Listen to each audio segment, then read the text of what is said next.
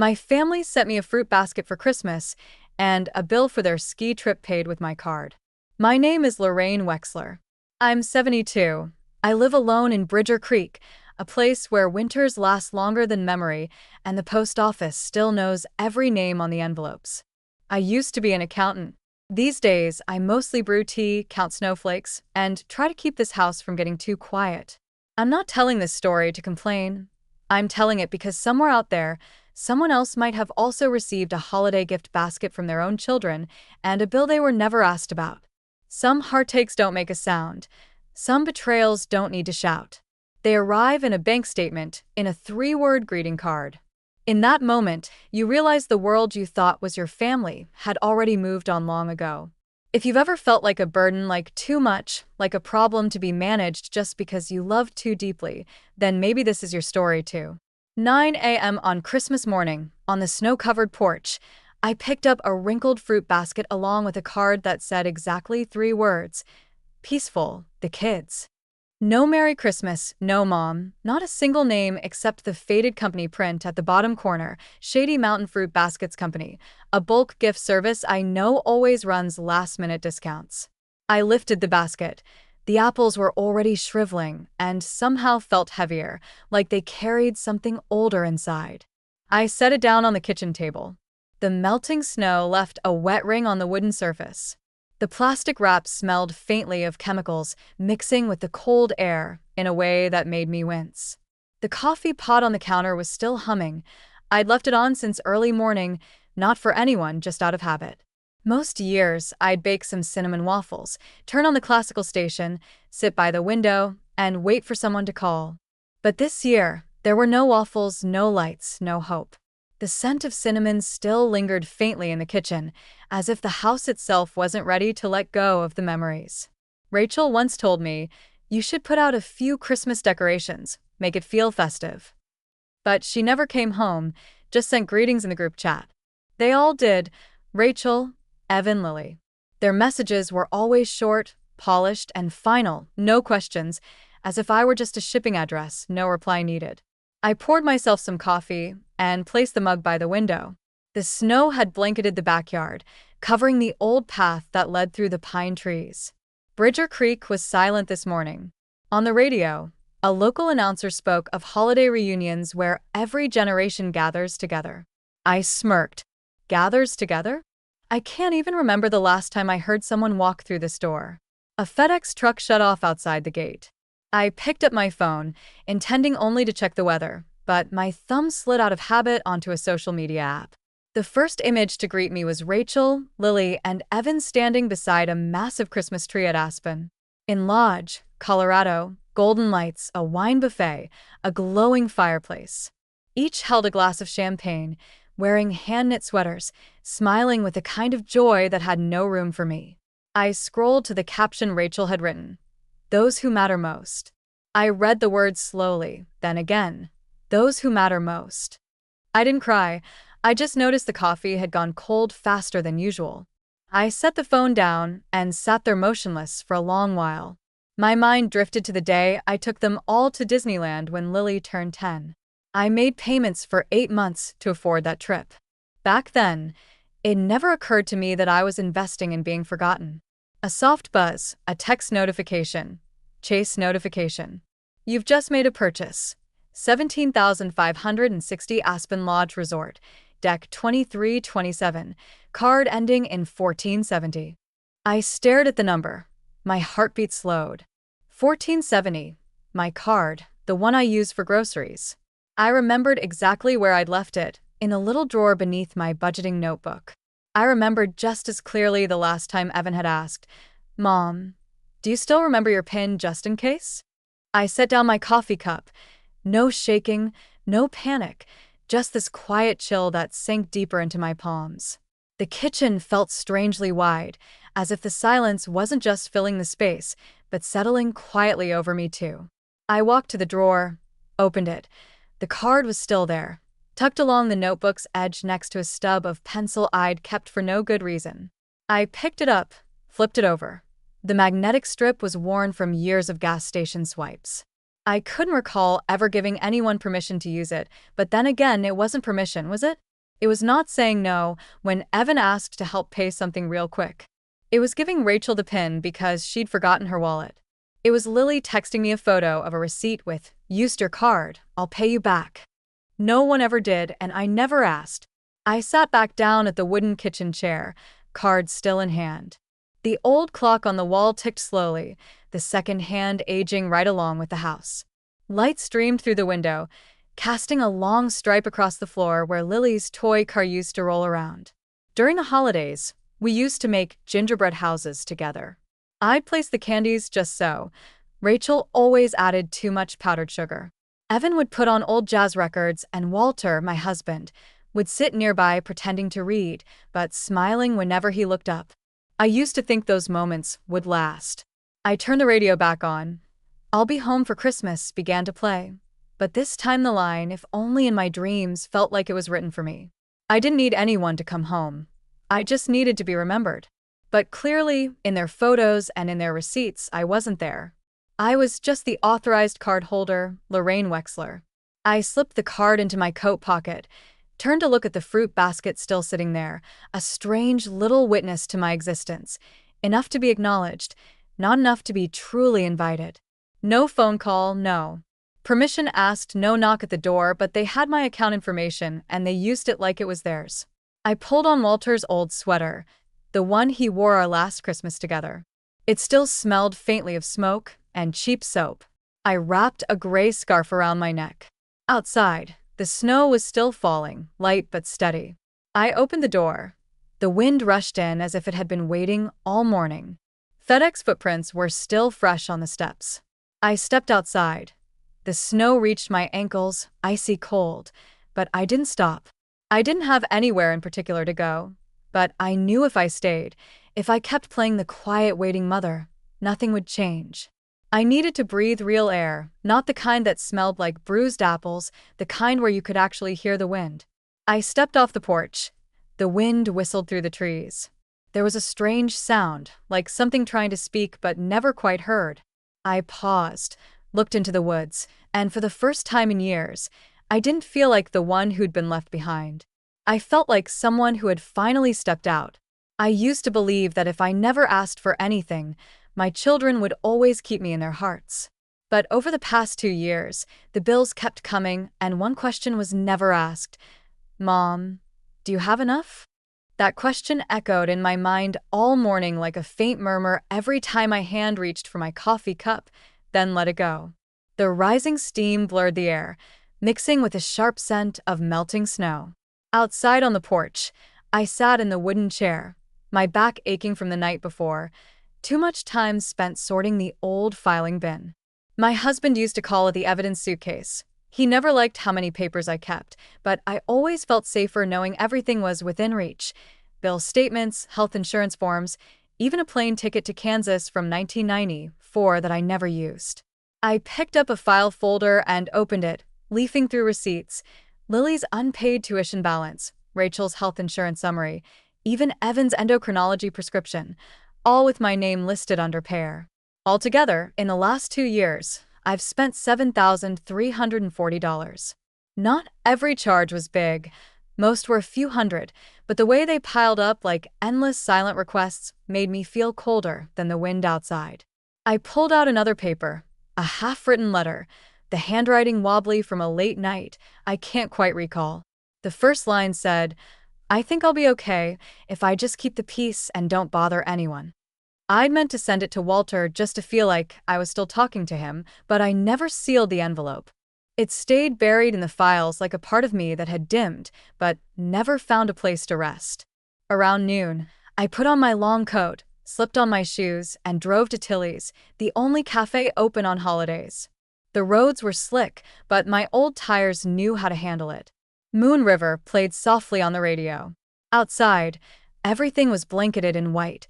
A pine tree leaned over someone's porch, its star tilted. To the side, Tilly's was quiet. Bob sat at his usual back table, cowboy hat still on. Always, Doris waved when I walked in. "Anyone stop by?" she asked, stirring more sugar into her peppermint tea. "No," I said. "They're busy living." We both smiled, that quiet kind of smile you only share with someone who knows the ache of being left out. Doris is 84, sharp mind, weak knees. I still help her fill out benefits forms and fix errors in her pension papers. She says, for folks our age to even know how to log in to government sites, that's pretty damn impressive. I ordered pancakes and black coffee, sat by the window. The snow was falling slowly like ash. Bob retold the story of the winter the freeway froze and the town ate nothing but potatoes for 3 days. I listened halfway, my thoughts still stuck on the number 73,000. After the meal, I drove home.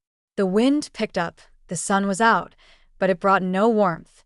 I stepped inside, hung up my coat, took off my shoes, and walked to the desk by the window. My old laptop takes 2 tries to turn on. I opened the browser and logged into the bank. They still use the same interface. I knew every tab, every click. 3 names appeared on the screen. Evan Wexler, authorized user. Rachel Pierce, authorized user. Lily Wexler, authorized user.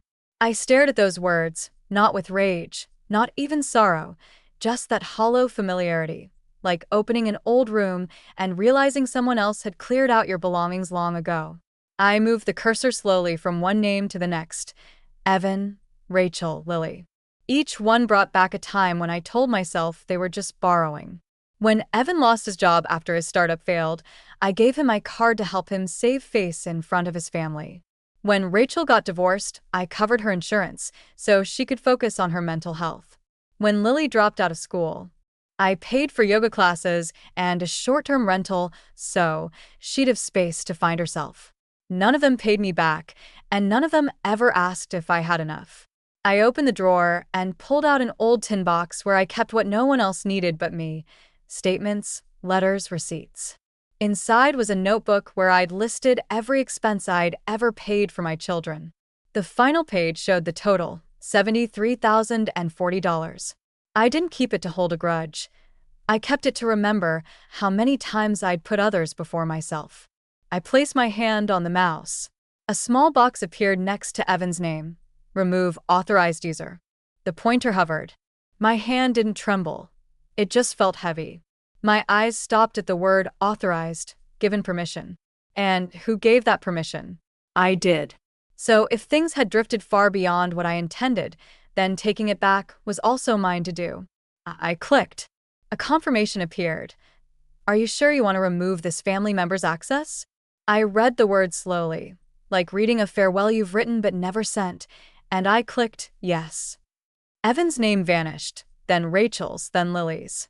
Each click felt small but left a deep space inside me, not because I regretted it, but because I never thought I'd do it, never thought I'd sever anything tied to my children. But when trust becomes a weight, letting go isn't giving up, it's a way of coming back to yourself. I closed the laptop, poured myself a glass of water, no tea, no sugar. I needed something clear, no sweetness pretending to be comfort. The fruit basket from Christmas still sat on the table, 2 apples shriveled to their cores, the cellophane peeling off at the corners. I picked it up, opened the trash, and dropped it in. The first time I ever threw out a gift for my children without guilt. Outside, dusk had settled. The snow reflected faint yellow light from the neighbors' homes. Doris was probably watching an old black-and-white movie. Bob might still be telling stories at Tilly's. In me, I felt something lift off my chest, like a layer of ice finally cracking. I stood up, reached for my coat, opened the door, and the cold wind rushed in. This time, I didn't turn away. My footprints from that morning were still etched in the snow. I stepped onto the porch, didn't look back, and for the first time in years, I told myself, I have the right to say, that's enough. The bank didn't ask why, but Toby, the young man behind the counter, looked at me like I just lost someone. I'd arrived early, before the frost had cleared from the windshield. The bank had just opened. The artificial tree in the corner still hung with a few loose silver baubles. No one had taken it down, as if the town wasn't ready to leave the holidays behind. Can I help you with something? Toby smiled softly, stretching across the desk to reach a pen. I pulled from my wallet my ID, a printed statement, and a request to revoke access for 3 names: Evan Wexler, Rachel Pierce, Lily Wexler. I laid them out carefully on the glass counter. Toby glanced over the papers. His eyes weren't curious, but something in them dimmed. Not pity, more like he was looking at someone who had just closed the door on a home they'd lived in forever. "Let me verify these for you," he said, typing quietly. "I'll need your signature next to each one." I signed. My hand didn't tremble, but my eyes lingered on every name, like reading the faded pages of a long-kept ledger. Evan, the little boy I once brought to the old branch in 1992, gray button-up, clutching his first savings book. Rachel, the stubborn girl who once wrote me a handwritten letter asking for tuition while I was recovering in the hospital. Lily, born premature that August, whose tiny hand I held through 3 winters straight. When I finished signing, I slid the papers back. Toby nodded, paused for a moment, then asked, "Would you like to take the Christmas tree? We're about to toss it, but it's still good." I smiled. "No, leave it where it is." Just like that, from the bank, I drove to a small law office near the town hall. The lawyer, a gray-haired woman named Andrea, welcomed me into a room filled with books and a glowing electric fireplace. I didn't need to explain much. Andrea listened the way people do when they've heard too many stories like mine. I told her clearly I wanted to update my will. No more equal division. In fact, no division at all. "I want to set up a scholarship fund," I said, "for single mothers over 50 who want to go back to school and learn a trade." Andrea nodded. "A meaningful decision, Ms. Wexler." I signed a few more documents. The pen I used had the logo of the local hospital, one of those we used to hand out to patients back when I worked in the billing department. The blue ink spread across the paper like a line I couldn't cross back over. When I got home, I hung my coat on the same old hook and set my wallet down on the kitchen counter. The house was still quiet, but it no longer felt hollow. It felt like a stage after the final curtain, warm yellow lights, velvet drawn, and the lead actor stepping gently off stage. I opened my wallet and pulled out an old business card. The paper had yellowed slightly, the ink a bit smudged. Dr. Camille Renner. I'd kept that card for 8 years, never once called. But this morning, when I pulled it from the small pocket next to Walter's photo, I knew the time had come. The phone rang 3 times before someone picked up. "Rainer Counseling," a calm voice said. "This is Camille." I cleared my throat. "This is Lorraine Wexler. I've been holding on to your card for a long time." There was a pause. "Lorraine," she said softly. "I remember. Are you all right?" I took a breath. I think I just cut ties with my children. There was no pity in Camille's voice, just presence. "We can set up a session." I nodded, though she couldn't see it. Yes, a morning would be good. I ended the call, set the phone on the counter, and opened the fridge. There wasn't much. A carton of eggs, almond milk, half a cornbread loaf from last week. I wasn't hungry, but I still took out a slice, boiled water, and brewed some peppermint tea. My hands moved through the motions like a melody I'd known for years. No sheet music, no audience. I poured the tea into a porcelain cup with an hourglass printed on the side, a birthday gift from Walter the year I turned 50. I placed it on a wooden tray and carried it into the living room, where the soft glow of a lamp reflected off the window glass, casting warm shadows on the walls. Outside, the snow was still falling, gentle now, not as thick as yesterday, but enough to soften the edges of everything. On the table sat the printed statement from the day before, the total circled in red ink. I lit a cinnamon candle from the drawer. The scent floated through the room like a memory, carrying me back to a distant winter when Walter and the kids and I once sat around the dinner table, hands joined, praying before the meal. Take 5 by Dave Brubeck started playing from an old CD I'd found in the drawer. The jazz notes fell like slow footsteps in snow, quiet but certain. I closed my eyes, let the music pass through me, as if only the melody could understand what I didn't know how to say. I sat at the table and sliced the cornbread into small pieces, chewing slowly. There was nothing special about. It was just a slightly dry slice, a sip of unsweetened tea, and yet strangely, I didn't feel sad. I didn't feel empty, only peaceful, as if I had just laid the first brick of a new kind of home, an invisible one, but real enough to shelter my soul. My eyes wandered to the corner table where an old sketch lay folded. I opened it, brushed off the dust, and smiled. It was a drawing of a lakeside cabin, the one Walter and I once dreamed of building after retirement. Wooden walls, a wide porch, a fireplace, windows looking out onto the water. I used to think of it as a dream that had missed its chance, but now something in me whispered, it's not too late. I still have strength, I still have hands, I still have freedom. The phone buzzed, cutting through the quiet. I looked toward the landline, its red light blinking 3 times. Evan called a minute later, Rachel, then Lily. Each name lit up like a hand reaching out from the dark, but I no longer felt the need to grab hold. I didn't answer, didn't play the messages, didn't save the calls. I simply closed my eyes, leaned my head gently against the back of the chair, and whispered to no one but myself, this is the first meal I've eaten without feeling like I owe anyone anything. Those calls didn't need a reply, but 3 days later, Evan showed up, no knock, no warning, as if he'd just woken from a dream and I had long since walked away from it. I didn't close the door, I just closed my wallet.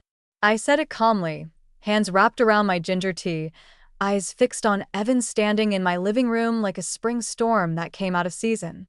The boy, now the 46-year-old man I once held in my arms, slammed his hand against the pinewood table hard enough to make the candle dish tremble. His cheeks were red with anger, but his eyes were afraid. He'd never been denied, at least not by me. I can't believe you did this, Evan said, gritting every word. My clinic payment got declined. I'm getting my thyroid checked.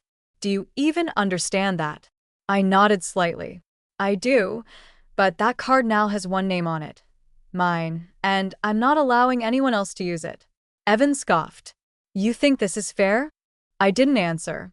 Instead, I reached for another slice of dried ginger and dropped it into my tea. The steam rose, sharp but soothing. The phone buzzed on the table. Rachel was calling, video this time. I didn't answer. I let Evan see her face on the screen himself.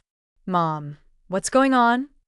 Rachel asked, lips tight, her camera shaking like she was walking down a restaurant hallway. Evan says you cut all the cards, stopped the payments. Are you okay? I stayed steady. I'm doing very well. Thank you for asking. Why are you doing this? Rachel's voice rose into pleading. You know I've been stressed. The doctor said I need less pressure. You think this helps? Lily's voice cut in from behind Rachel. Don't you see? The family's falling apart. I looked at them and realized the most painful thing wasn't their anger. It was that they thought it made sense. I didn't feel angry, just tired and hollow. I set down my tea, reached for my spare phone, and dialed a number I'd saved for over a decade, one I had never called until now. 3 rings later, Camille's voice answered, steady and unhurried, just like before. Hello, Lorraine. I just said no. I told her to all 3 of them. No yelling, no tears, just no. Good, she said softly. What do you see now? I looked up. Evan was pacing the room like he was searching for one last argument. Rachel was slipping off screen, and Lily had her head buried in her sister's shoulder. I see that they've never actually asked me what I need, I replied.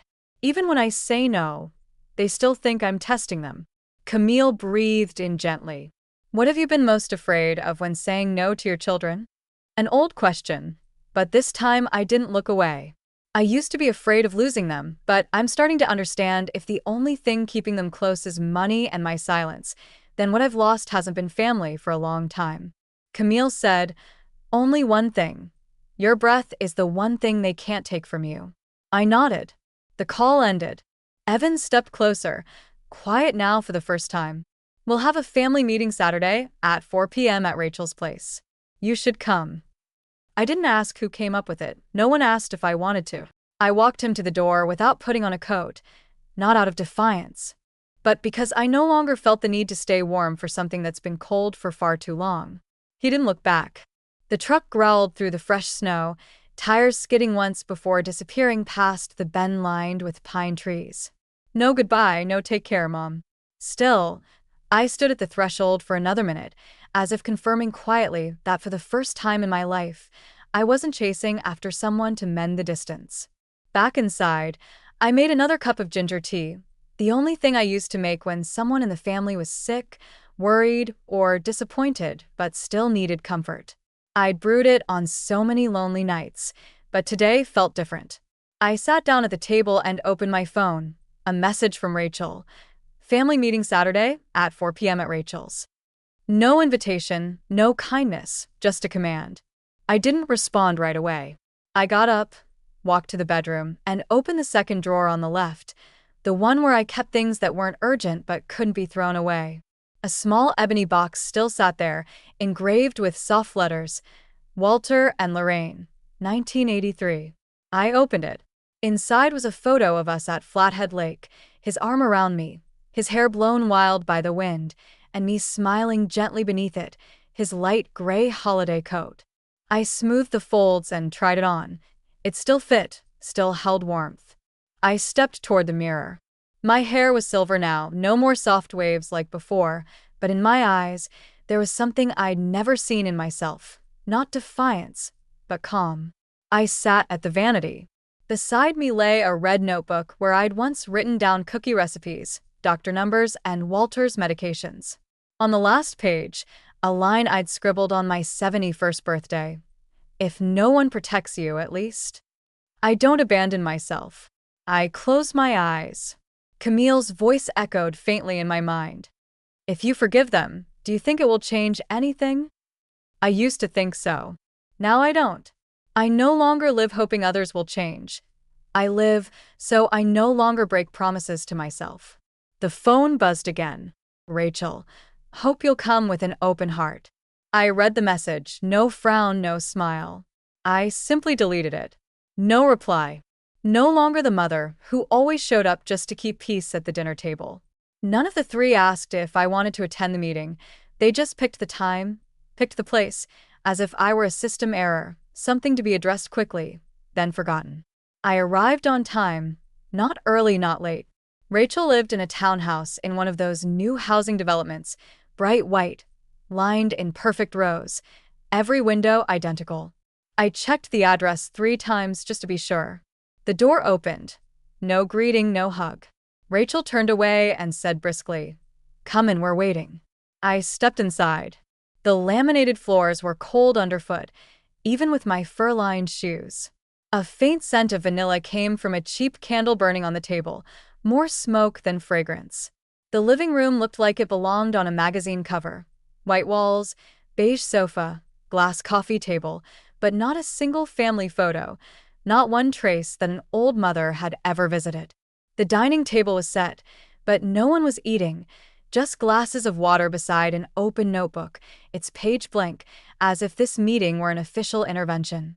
Rachel began, "Mom, I'm not saying this to judge you. We're just worried about you." I nodded. "Worried about me?" "Yes, you cut off all financial access without telling anyone. Do you realize how that affected us?" Evan jumped in, irritation sharpening his voice. "I just wanted a little help like always. What's so wrong with leaning on our mother?" Lily, sitting at the end of the table, spoke quietly. "We think you might be going through something, a crisis, maybe age-related." I looked at the three of them. Their faces still held features I once adored. Rachel's almond eyes, Evan's high forehead, Lily's trembling mouth whenever she cried.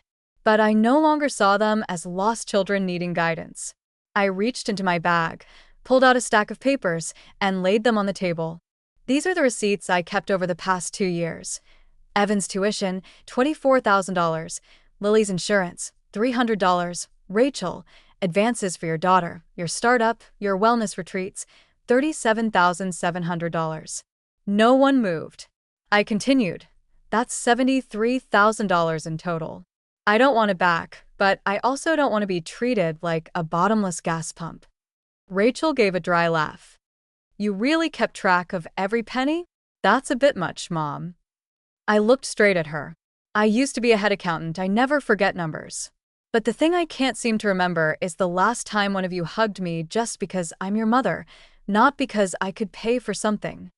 The air in the room thickened like condensation waiting to freeze, even though the electric fireplace buzzed. Rachel slammed her hand on the table. You're turning yourself into a victim. Don't you see that we're just trying to help you stabilize things, manage everything better? You should be grateful. I didn't react. Instead, I slowly reached into my coat pocket and pulled out a second piece of paper, neatly written and yellowed with age. To my children, what I can no longer count in dollars, my trust. I placed the note on the table right next to the printed statements. This is what I gave. No receipts, no interest, but now I think I need to keep a little for myself. Evan shot up from his chair. So now we're just freeloaders? Is that what you think? His voice cracked, a mix of guilt and fury. I stayed calm. I used money to raise 3 people, but love isn't a lifetime membership. Lily burst into tears. Real tears, the kind she used to cry when she was sent to the corner for stealing cookies as a child. But this time, her tears didn't move me. Maybe because I'd finally learned that emotion isn't proof of remorse. Sometimes it's just a tool to blur accountability. Evan clenched his fists and stormed out the door without another word. The room was suddenly quiet, just the 2 daughters and me. Rachel picked up the paper I'd written, folded it carefully, then smirked. Thanks for the Christmas gift, Mom. I didn't reply. I simply stood, put on my coat, and before leaving, I looked at them both and spoke clearly. I don't need an apology. I'm just no longer willing to be the place where blame gets dumped. No one answered. The room felt colder than the snow outside. I stepped out, hands buried deep in my coat pockets. The wind slapped against my cheek, sharp but also a reminder I was still alive, truly alive, even after a conversation meant to break me. On the way home, my car passed a small bridge over the creek, now frozen. I glanced at the still water locked beneath the white crust. It looked like something sealed off for the winter, like the way hearts can freeze over after too many unspoken winters. I whispered to myself, not loudly, not bitterly, just a quiet acknowledgement. Tomorrow I'll start clearing out some books. Maybe it's time to find a new place for myself. I didn't clear them the next day, but 1 week later I left. No notes, no messages, no explanations. I simply gathered what was still mine and went. 3 months later, I was no longer who I used to be. What remained was just me and a few young plants pushing up through frozen earth. Spring comes slowly in this part of the world. The snow hasn't fully melted, but the sun is no longer cold. Light streams through the wooden window panes, illuminating tiny specks of dust hanging in the air. I sat on the porch steps, a cup of Earl Grey in hand, breathing in the scent of tea and forest wind. The little cabin sat about 2 hours from Bridger Creek, no clear phone signal, no bus route, just a dirt road winding through pine trees. This place was once only a folded sketch in my desk drawer. Now it had become the quiet beginning of a new chapter. New life marked not with grand gestures, but with things that were small. Steady and my own, I started planting lavender. The soil was still damp and cold, but I trusted the roots would take hold. I read old books, picking up where I'd left off years ago. How to mix watercolor, how to shade the shape of a tree on wet paper. I brewed tea, played jazz records, and never waited for a knock at the door. Last week, I submitted an application to teach a class called Life Accounting for Retirees at a small-town library nearby. A clerk called me back, surprised to hear that I was 72 and still wanted to instruct. I simply said, I have no desire to die with unused parts of myself. No further explanation was needed. This morning, while trimming weeds along the path, I saw a cloud of dust rising on the road. The car stopped, and Evan stepped out, shirt wrinkled, hands in pockets, his gait uncertain like a boy walking into his first day of school. I wasn't surprised, and I didn't rush. He glanced around, then approached. I nodded. He reached into his pocket and held out a check, $500, first repayment. I didn't take it right away. I just looked at him. There was something different in Evan's eyes. Not guilt, not quite regret, just quiet. I didn't think you'd want to see me again, he said softly. I opened the door and motioned toward the inside. No sugar in the tea, but it's still hot. We sat across from each other on 2 small wooden chairs by the window. The Earl Grey filled the room with its soft fragrance, mingling with the wind threading through the trees beyond. Neither of us spoke. We didn't have to. Evan looked around the cabin, his eyes landing on the bookshelf, the unfinished painting, the waiting pots of soil still hoping for real sunlight. Then his gaze stopped at the photo of his father on the table.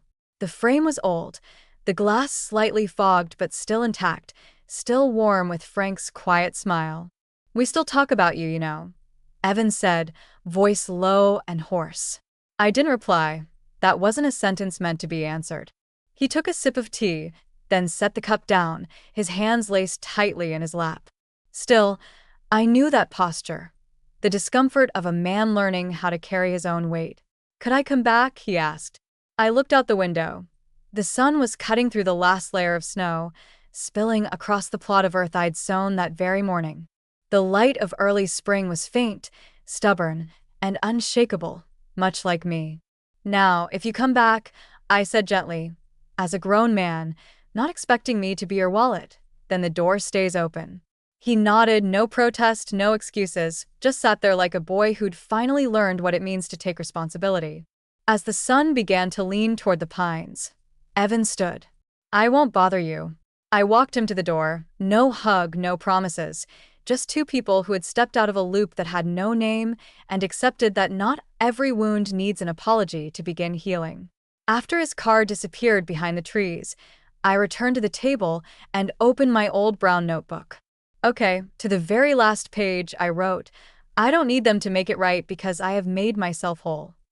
As I set the pen down, a bird called from somewhere in the distance, a soft, certain sound that meant spring had truly begun. I stepped out onto the porch, tea now lukewarm in my hand.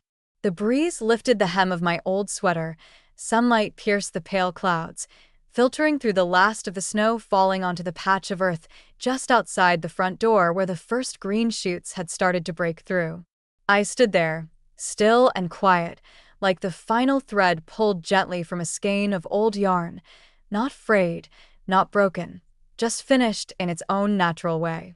Maybe none of my 3 children ever realized the mother who once stretched every dollar to care for them quietly disappeared that winter.